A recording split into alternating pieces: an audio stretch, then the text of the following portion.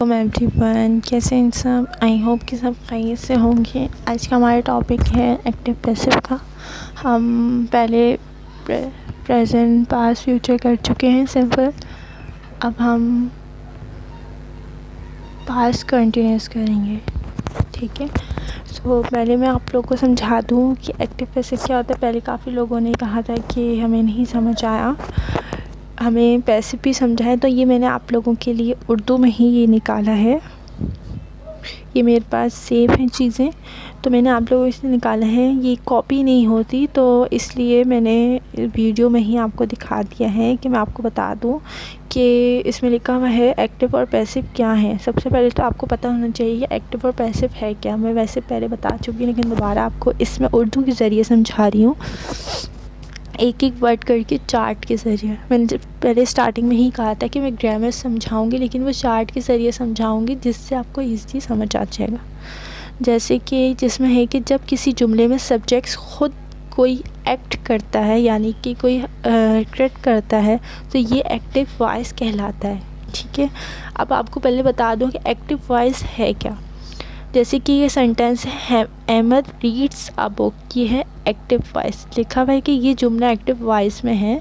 इसमें अहमद एक subject, book एक ऑब्जेक्ट है, और जो रीड है वो एक वर्ब है, ठीक है। फॉर्म ऑफ वर्ब आपको याद होनी चाहिए।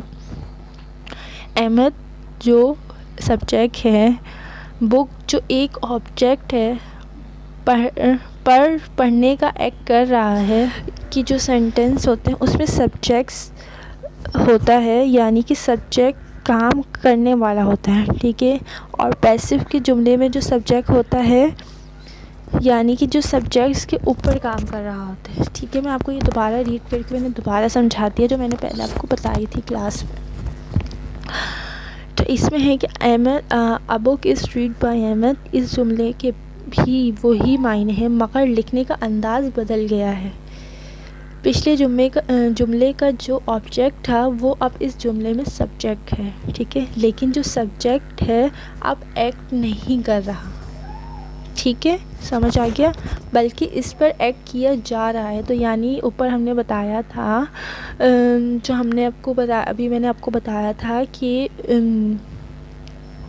जिस पे मैंने अभी आपको बताया था कि जिस सब्जेक्ट के ऊपर काम हो रहा होता है वो पैसिव वॉइस होता है। तो इसी में ये है कि इस एक्ट पे काम किया जा रहा है, यानी कि इसके ऊपर काम किया जा रहा है, तो ये पैसिव वॉइस हो गया। आगे चल कर हम पढ़ेंगे कि एक्टिव वॉइस को पैसिव वॉइस में कैसे तब्दील किया जाता है।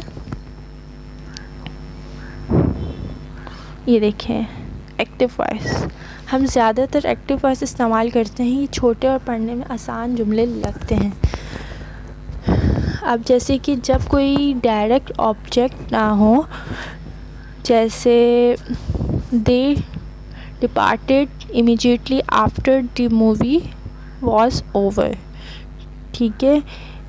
The boy chatted for several minute, beggar has been for more than 10 years, सब मरकर अहम हो।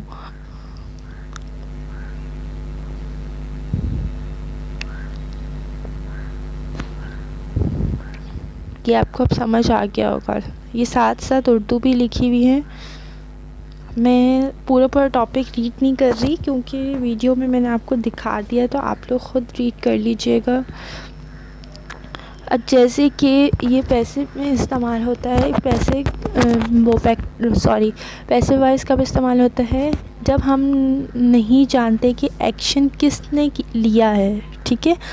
या हम काम, ये देखें, ये पूरी मैं रीड कर रही हूँ, ये पूरा लाइन, जब हम नहीं जानते कि एक्शन किसने लिया है, या हम काम करने वाले का जिक्र नहीं करना चाहिए, पैसिव वॉइस होता है। जैसे कि द मैच वॉज वॉन, किसने जीता हम नहीं जानते, ठीक है। द बाइक वॉज स्टोलन, किसने चुराई हम नहीं जानते। अ मैन वॉज किल्ड, किसने मारा हम नहीं जानते, ठीक है। ऊपर हमने क्या बोला था, आपको समझ आ गया होगा। ये भी क्या है, पैसिव वॉइस हैं। जब एक्शन खुद बहुत इम्पॉर्टेंट हो एक्शन लेने वाले से या एक्शन के बायस बनने वाले से, जैसे कि mangoes are light all over the world, cricket is played over might is the subcontinent, Pakistan and India was created in 1947। ये सारे हैं, ये देखें। ये सबसे पहले तो आपकी असूल जो हैं एक्टिव पैसिव वॉइस के, ये आप कॉपी कर लीजिएगा। अब जैसे कि मैंने आप लोग को समझाया था, तो इसमें आपको ये चार्ट बनाई हुई है एक, ठीक है। मैंने जैसे आपको बोला था कि मैं आपको चार्ट के ज़रिए समझाऊंगी, तो ये एक चार्ट बनी हुई है, आप ये कॉपी पे ज़रूर कॉपी कर लेगा। एक्टिव वॉइस में वर्ब कौन सी यूज़ होती है, are, am are is using, और पैसिव वॉइस में am are is being use. ये प्रेजेंट कंटिन्यूस है, आपके पास कंटिन्यूस का है वॉज वर, और पैसिव वॉइस में वॉज वर, और फ्यूचर में इनके पैसिव फॉर्म नहीं होते। समझ गए कि फ्यूचर कंटिन्यूस के पैसिव जो सेंटेंस है वो होते ही नहीं हैं। वैसे ही परफेक्ट कंटिन्यूस भी नहीं होता, इसलिए आपको अब ये नज़र आ गया होगा और उर्दू में लिखा हुआ भी है।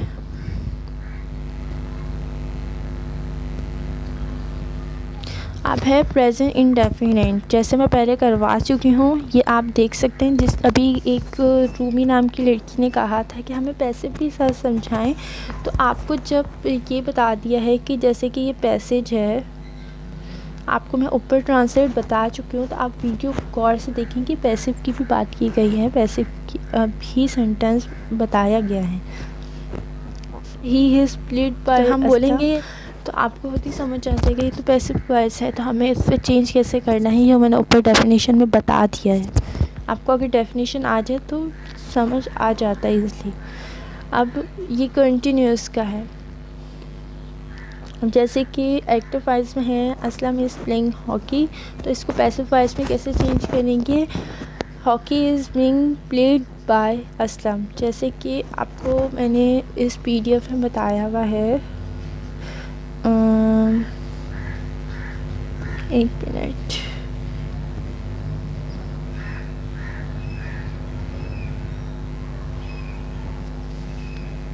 ये मैंने PDF आपको सेंड भी की हुई है, ये देखिए। पैसिव वर्ब बनाने के लिए फ़ाइल को मफ़हूम और मफ़हूम को फ़ाइल में, यानी कि सब्जेक्ट को ऑब्जेक्ट में और ऑब्जेक्ट को सब्जेक्ट में तब्दील करते हैं। इस जैसे कि प्रेजेंट पार्टिसिपल होती है, इसलिए पैसिव वॉइस में बीइंग का इजाफा करने के बाद फेल की तीसरी फॉर्म इस्तेमाल होती है। समझ के, जैसे कि ही इज़ कॉलिंग मी, यानी कि I was being called by him, यानी कि थर्ड फॉर्म यूज़ होगी। ये मैंने आपको ऑलरेडी सेंड किया हुआ है। वैसे ही इस पे भी पास कंटिन्यूस में सिर्फ वॉज पर चेंज होगा, बाकी सब सेम वही हैं। अली वॉज बीटिंग मी, यानी कि I was being beating by Ali, यानी ये कि बी को आई में चेंज किया। मैंने आपको पहले दिखा दिया था कि किसको किस में चेंज किया जाता है। तो ये देखिए,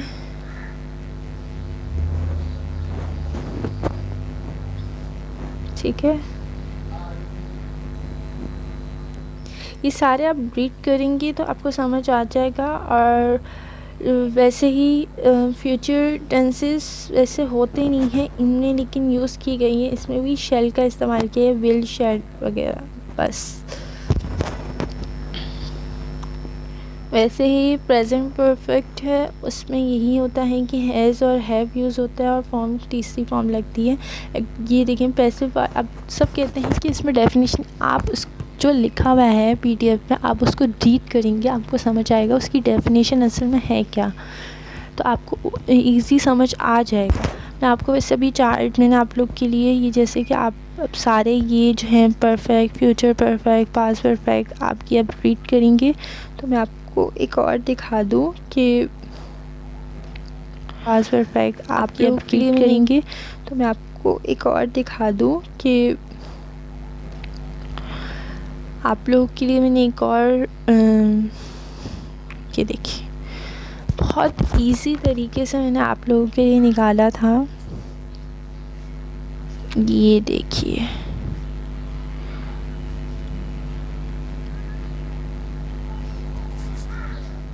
ये बहुत ईज़ी डेफिनेशन है। जैसे कि ये फ़ेल मफ़ऊल यानी कि एक्टिव वॉइस वो फ़ेल है जिसमें काम का ज़िक्र हो, यानी कि मैं पहले बता चुकी हूँ। और फ़ेल मजहूल यानी पैसिव वॉइस वो फ़ेल है जिसमें काम होने का ज़िक्र हो। आई होप कि आप समझ आ गया होगा। ये देख लीजिए मैंने आप लोग के लिए बहुत इजी निकाला है जो आप आराम से रीड कर सकते हैं। ये देखें आपको इसमें लिखा हुआ है कि पहले उसूल में हम सब्जेक्ट को ऑब्जेक्ट की जगह और ऑब्जेक्ट को सब्जेक्ट की जगह ले आते हैं, यानी कि एक्टिव वॉइस को पैसिव में तब्दील करते वक्त हम सब्जेक्ट की जगह ऑब्जेक्ट ले आते हैं और ऑब्जेक्ट की जगह सब्जेक्ट का इस्तेमाल किया जाता है। ठीक है।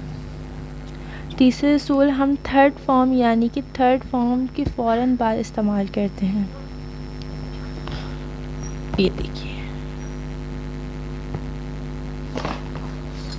अब है फोर्थ है कि जब भी हम सब्जेक्ट को ऑब्जेक्ट की जगह लाते हैं तो हमेशा ऑब्जेक्टिव फॉर्म इस्तेमाल करते हैं और ऑब्जेक्ट को इस सब्जेक्ट की जगह लाते हैं तो हमेशा ऑब्जेक्ट को सब्जेक्ट की जगह तब्दील करते हैं। ठीक है। अब ये देखें ये चार्ट है, किसी को समझ नहीं आ रहा तो ये आप चार्ट के ज़रिए मैंने आपको कहा था कि आप चार्ट के ज़रिए अगर सॉल्व करेंगे तो ईज़िली आपको समझ आ जाएगा कि ये टेंसेस हैं टोटल, ये सारे टोटल टेंस हैं। ये हेल्पिंग वर्ब हैं सारे जो पास्ट प्रेजेंट फ्यूचर में यूज़ होते हैं। ये वर्ब चार्ट है कि किस सेंटेंस में कौन सी वर्ब यूज़ होती है। ठीक है।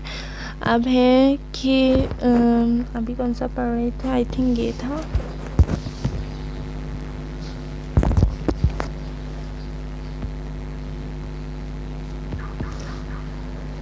ये देखिए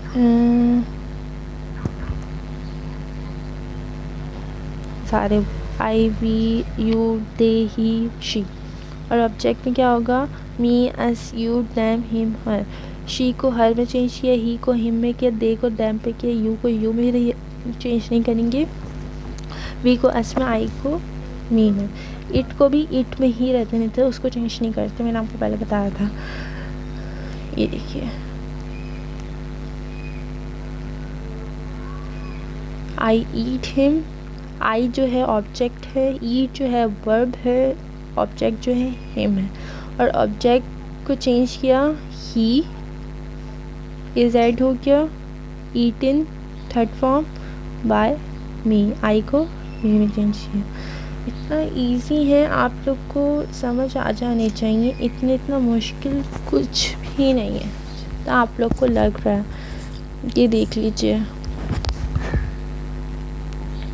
ठीक है। आप लोगों के कहने पर मैंने ये इतने सेंटेंसेस निकाले हैं, वरना मैं इतने कुछ निकालती नहीं हूँ जो ईज़िली आ जाते हैं टेंसेस अल्हम्दुलिल्लाह। मैंने आई होप कि आप लोग को भी ईज़िली समझ आ गया हो, ज़्यादा मुश्किल ना लगा हो। इस बार बहुत इजी नहीं, एक्टिव वर्ड्स तो बहुत इजी हैं, इतना मुश्किल कुछ भी नहीं है। आई होप कि आपको समझ आ गए हो। मैंने इसलिए पीडीएफ पहले सेंड कर दी थी ताकि आप लोग रीड करें। मैंने आपको पहले ही कहा था जब तक आप लोग नोट नहीं करेंगे आपको समझ नहीं आएगा। आई होप कि आपको समझ आ गया हो। तो आप लोग अब ये देखें, समझें, नोट करें जो चार्ट था। बाकी आपको फिर सेंटेंस होंगे और टेस्ट जिन्होंने कल सॉल्व करके दिया था उसका भी मैं अभी चेक करती हूँ। अभी के लिए अल्लाह हाफ़िज़, फिर मिलते हैं।